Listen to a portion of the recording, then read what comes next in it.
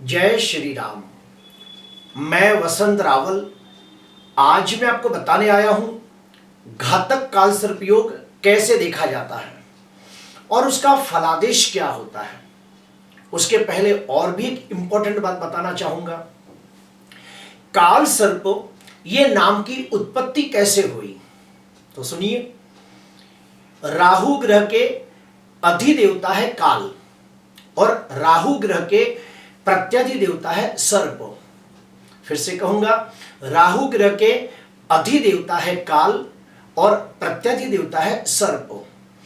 अधिदेव और प्रत्यधिदेव ये दोनों नामों को जब ज्वाइंट किया गया तो एक नए नाम की उत्पत्ति हुई, काल सर्प योग। काल सर्प योग के भी मुख्य दो प्रकार होते हैं। उसमें पहले नंबर पे आता है राहुमुखी काल सर्प योग, जिसे शास्त्र में कहा गया है उदित काल सर्प योग, जो बहुत ही शुभ फल देता है।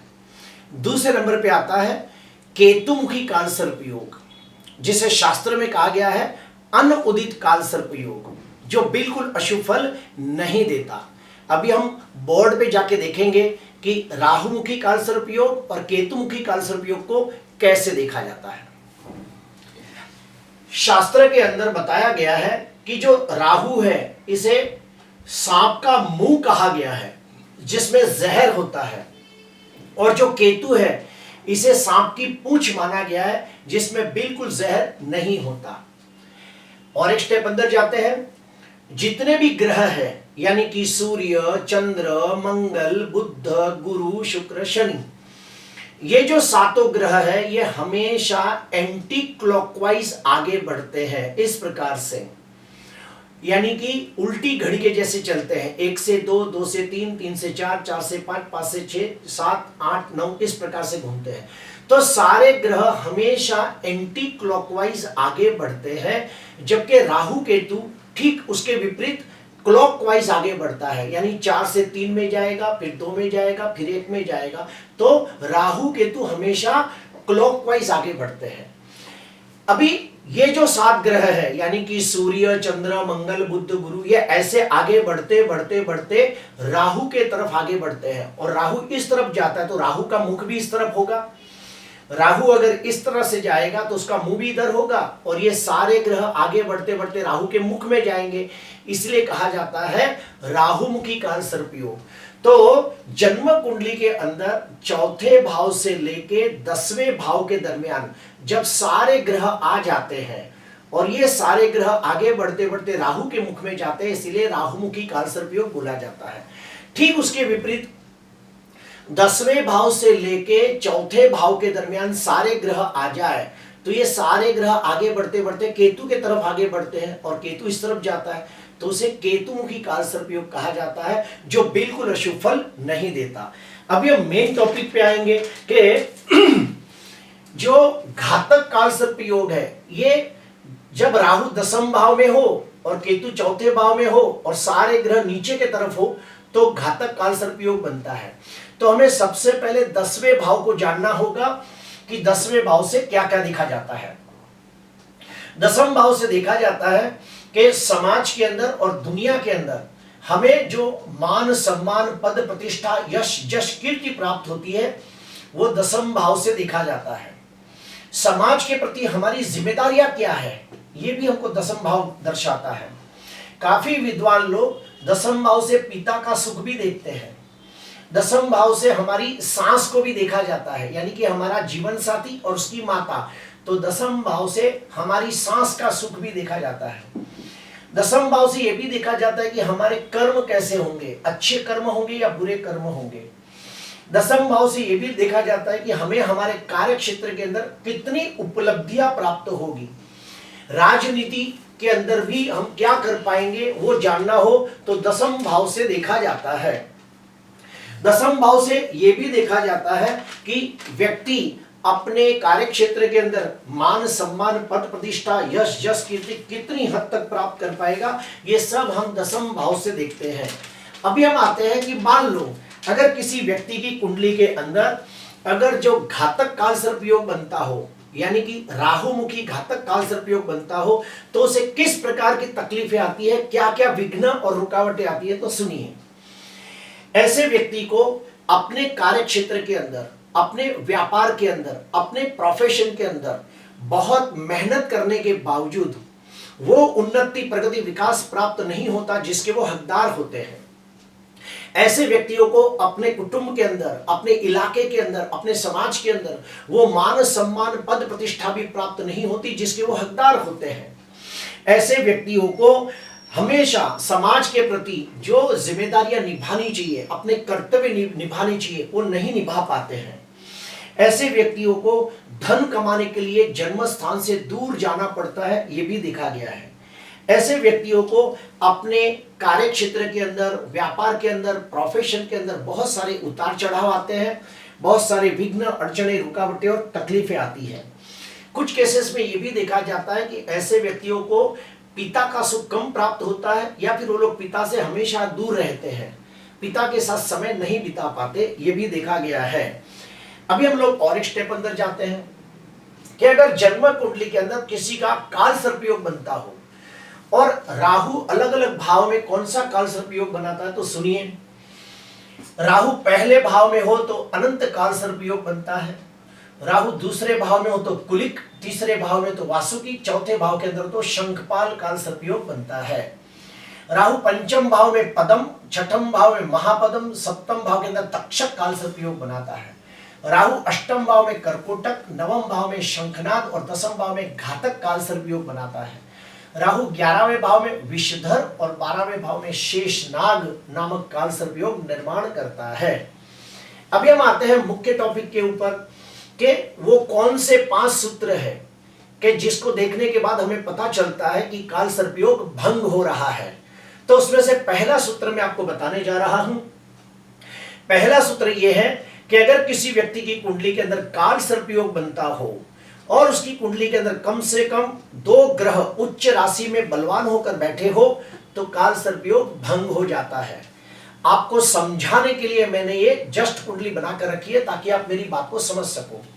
यहां पे देखिए, चौथे भाव से लेकर 10वें भाव के अंदर सारे ग्रह आ चुके हैं और यहां पे राहुमुखी घातक काल सर्प योग बन रहा है। और यहां पे देखिए, सूर्य 10वें भाव के अंदर उच्चका होकर बैठा है, शुक्र 6वें भाव के अंदर उच्चका होकर बैठा है, चंद्र 8वें भाव में उच्चका होकर बैठा है।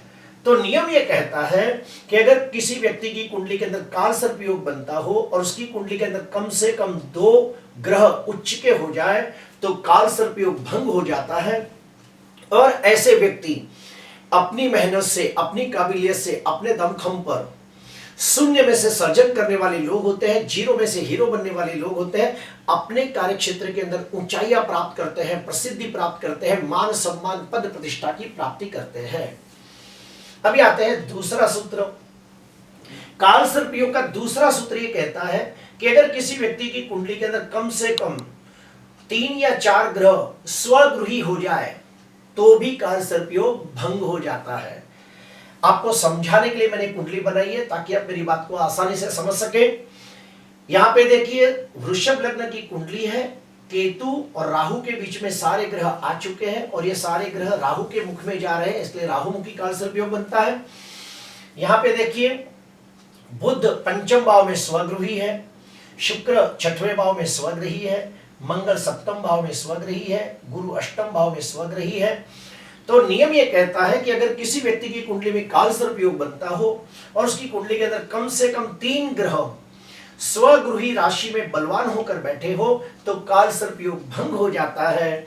ऐसे व्यक्ति 45 साल के बाद अपने कार्य क्षेत्र के अंदर बहुत मेहनत करके ऊंचाइयां प्राप्त करते हैं, धनवान, यशवान, कीर्तिवान बनते हैं, अपने कार्य क्षेत्र के अंदर नामना कमाते हैं, प्रसिद्धि कमाते हैं, मान सम्मान, पद प्रतिष्ठा की प्राप्ति करते हैं और हर प्रकार के सांसारिक सुख और भौतिक सुखों की प्राप्ति करते हैं। अभी आते हैं तीसरा नियम। तीसरा नियम ये कहता है कि अगर किसी व्यक्ति की कुंडली के अंदर काल सर्प योग बनता हो और अगर उसकी कुंडली के अंदर कम से कम 4 या 5 शुभ योग निर्माण हो जाए तो भी काल सर्प योग भंग हो जाता है।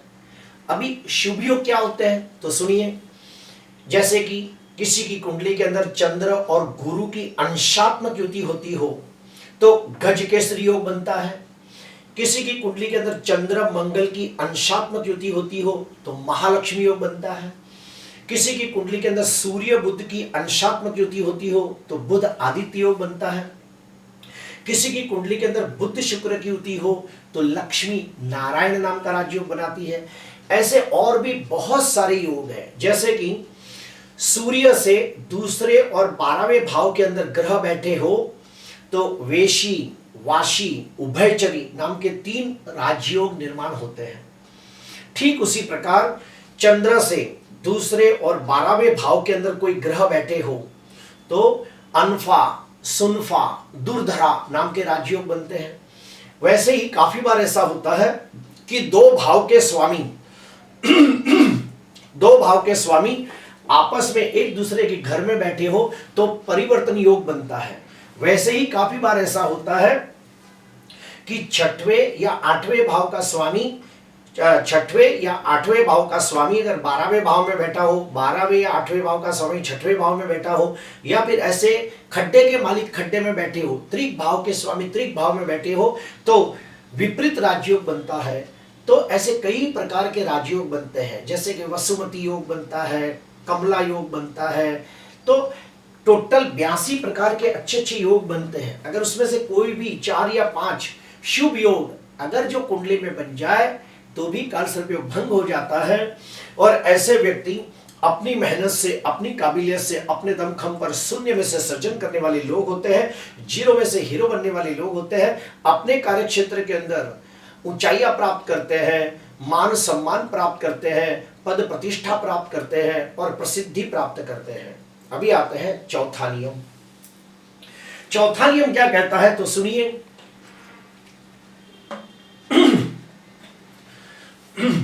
अगर किसी व्यक्ति की कुंडली के अंदर कालसर्प योग बनता हो और राहु ग्रह के ऊपर अगर कोई भी 3 ग्रहों की बलवान दृष्टि पड़ जाए तो भी कालसर्प योग भंग हो जाता है। आपको समझाने के लिए मैंने कुंडली बनाई है ताकि आप मेरी बात को आसानी से समझ सकें। यहां देखिए, गुरु की 5वीं दृष्टि राहु के ऊपर पड़ रही है, उसके बाद मंगल की 4थी दृष्टि राहु के ऊपर पड़ रही है, शनि की 3री दृष्टि राहु के ऊपर पड़ रही है। तो नियम यह कहता है कि जब राहु के ऊपर कम से कम 3 ग्रहों की बलवान दृष्टि पड़ जाए, जैसे कि स्वग्रही हो, कुंडली के कारक ग्रह हो, उच्च राशि में बलवान हो, स्वग्रही हो, कोई मित्र के साथ बैठे हो और ऐसे कोई ग्रहों की शुभ दृष्टि राहु के ऊपर पड़ जाए, कम से कम 3 ग्रहों की दृष्टि पड़ जाए तो भी कालसर्प योग भंग हो जाता है। और ऐसे व्यक्ति 42 साल के बाद धनवान, यशवान, कीर्तिवान बनते हैं, अपने कार्य क्षेत्र के अंदर ऊंचाइयां प्राप्त करते हैं और दुनिया के अंदर मान सम्मान पद प्रतिष्ठा प्राप्त करते हैं। लोग उसे बहुत ही मान सम्मान देते हैं। अभी आते हैं आखिरी नियम, 5वां नियम। अगर मान लो किसी व्यक्ति की कुंडली के अंदर कालसर्प योग बन रहा हो और राहु की डिग्री कम हो और उसके साथ जो ग्रह बैठा हो उसकी डिग्री ज्यादा हो तो कालसर्प योग भंग माना जाता है। क्यों? क्योंकि राहु हमेशा क्लॉकवाइज आगे बढ़ता है और ग्रह हमेशा एंटी क्लॉकवाइज आगे बढ़ते हैं। तो यहां पे देखो, राहु 1 अंश का है और गुरु 20 अंश का है। राहु 20 अंश का, अपना राहु 1 अंश का है तो गुरु 20 अंश का है। तो गुरु ने राहु को ओवरटेक कर लिया है, उसको पार करके गुरु आगे निकल चुका है, तो यहाँ पे कालसर्प योग भंग माना जाएगा। और काफी बार ऐसा होता है कि कालसर्प योग में से कोई ग्रह बाहर निकल जाता है, जैसे यहाँ चंद्र बाहर निकल गया है, तो कुछ लोग इसे आंशिक कालसर्प योग कहते हैं, जो गलत बात है। कभी भी आंशिक कालसर्प योग होता ही नहीं है, तो ऐसे लोगों को पूजा नहीं करनी चाहिए। अभी हम आगे बढ़ते हैं कि ये कालसर्प योग की उत्पत्ति कैसे होती है, उसके बारे में और भी आपने कुछ कथाएं, पौराणिक कथाएं सुनी होगी कि सूरभानु नाम का एक राक्षस था जिसने भगवानों के साथ बैठ के अमृत का घुट पी लिया। उसके बाद सूर्य और चंद्र थे, उन्होंने ये बात विष्णु भगवान को बता दी और विष्णु भगवान को बताने के बाद विष्णु भगवान ने अपने चक्र से जो सूरभानु नाम का राक्षस था उसका यहां से छेदन किया। सूर्य, भानु, इनको नया नाम दिया गया राहु और केतु।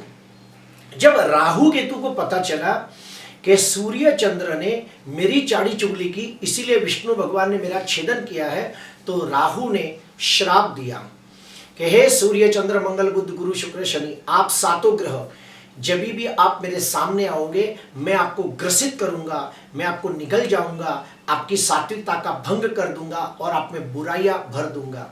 और वहां से उत्पन्न हुए अशुभ योग। जब भी सूर्य और राहु सामने आते हैं तो एक ही घर में बैठ जाते हैं तो सूर्य ग्रहण योग बनता है। जब चंद्र राहु साथ में बैठते तो चंद्र ग्रहण बनता है। मंगल राहु साथ में बैठ जाते तो अंगारक योग बनता है। बुध राहु साथ में तो जड़त्व योग बन जाता है। गुरु राहु साथ में तो चांडाल योग बन जाता है। शुक्र राहु साथ में तो लंपट योग बन जाता है। शनि राहु साथ में तो श्रापित योग बन जाता है। तो राहु क्या करता है, जो भी ग्रह उसके सामने आया उसे ग्रसित कर लेता है, उसे पूरी तरह से अपने ग्रहण में ले लेता है और पूरी तरह से उसे निगल जाता है और उसकी सात्विकता का नाश कर देता है। काल सर्प योग इसी का एक हिस्सा है। मैं और एक स्टेप आपको समझाना चाहूंगा। जैसे आपने जन्म कुंडली के अंदर देखा होगा कि जन्म कुंडली का कोई भी भाव अगर दो पाप ग्रहों के बीच में आ जाता है तो हम कहते हैं पाप कर्तरी योग। जन्म कुंडली का कोई ग्रह अगर दो पाप ग्रहों के बीच में आ जाए तो हम कहते हैं वो ग्रह पाप कर्तरी योग में पीड़ित है। ठीक उसी प्रकार जब कुंडली के 7 ग्रह राहु और केतु के बीच में आ जाते हैं तो वहां बनता है काल सर्प योग। उसमें भी अगर हर भाव में एक ग्रह हो तो उसे कहा जाता है माला काल सर्प योग। काल सर्प योग के और भी बहुत सारे अलग अलग नाम है, लेकिन मैं इतना ही कहूंगा 12 भाव के अंदर जो 12 काल सर्प योग बनते हैं उसको और 12 से मल्टीप्लाई करो तो टोटल 144 प्रकार के काल सर्प योग बनते हैं। अभी हम लोग जानेंगे कि मान लो कोई व्यक्ति की कुंडली में काल सर्प योग है और उसे बहुत पीड़ा हो रही है, यानी कि वो उन्नति, प्रगति, विकास नहीं कर पा रहा है, उसके काम में बहुत सारे विघ्न आ रहे हैं, उसका दिमाग काम नहीं कर रहा है, उसके हर काम में तकलीफ आने की वजह से वो बहुत ही फ्रस्ट्रेट हो चुका है, तो उसे कौन से उपाय करने चाहिए? तो सुनिए, पहला उपाय, शिव मंदिर में जाके किसी विद्वान कर्मकांडी ब्राह्मण के हाथों से रुद्र अभिषेक करना चाहिए। दूसरा उपाय, चांदी का या तांबे का नाग नागिन का जोड़ा बनाकर आप नाग पंचमी के दिन किसी विद्वान कर्मकांडी ब्राह्मण के हाथों से पूजा पाठ करके उसे प्राण प्रतिष्ठित करके विधि विधान के साथ शिवलिंग को अर्पण करना चाहिए। तीसरा, महामृत्युंजय के 1.25 लाख मंत्र जाप करने चाहिए और फिर उसका दशांश होम तर्पण मार्जन करना चाहिए। चौथा उपाय, अगर किसी व्यक्ति की कुंडली के अंदर काल सर्प योग हो तो हर महीने की शुक्ल पक्ष पंचमी का उपवास कर सकता है और कोई नाग मंदिर हो तो वहां जाके दर्शन कर सकता है। और उससे भी ज्यादा कुछ करना हो तो वो व्यक्ति हर सोमवार के दिन शिव मंदिर में जाए, दूध और पानी को मिलाकर शिवलिंग के ऊपर अभिषेक करे और लिंगाष्टकम, बिल्वाष्टकम, शिवाष्टकम, तांडव सूत्रम, मानस स्तोत्रम, ऐसे बहुत सारे शिव जी के स्तोत्र है, वो पढ़ते हुए शिव जी को प्रार्थना करें कि हे शिव जी, मेरी कुंडली के अंदर जो काल सर्प योग है उसका दुष्परिणाम कम कर दो। क्यों? क्योंकि जो सांप है वो शिव जी के गले में है, इसीलिए शिव जी की पूजा करने से लाभ होता है। आज के लिए बस इतना ही। आपको अच्छा लगा तो जरूर लाइक करना, सब्सक्राइब करना। नमस्कार।